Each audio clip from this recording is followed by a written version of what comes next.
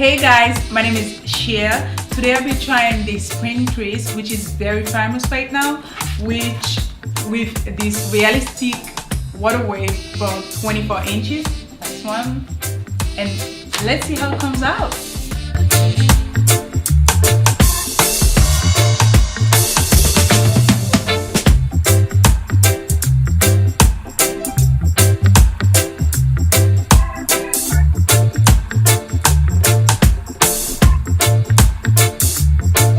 We are done with all the crochets. They are in, and I left this part out.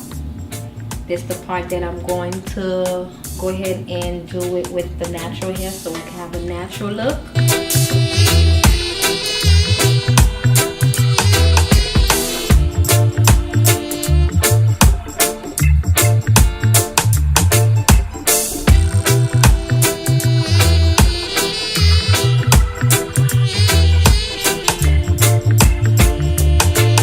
All the twists is in with the crochets. Now we about to get to the fun part.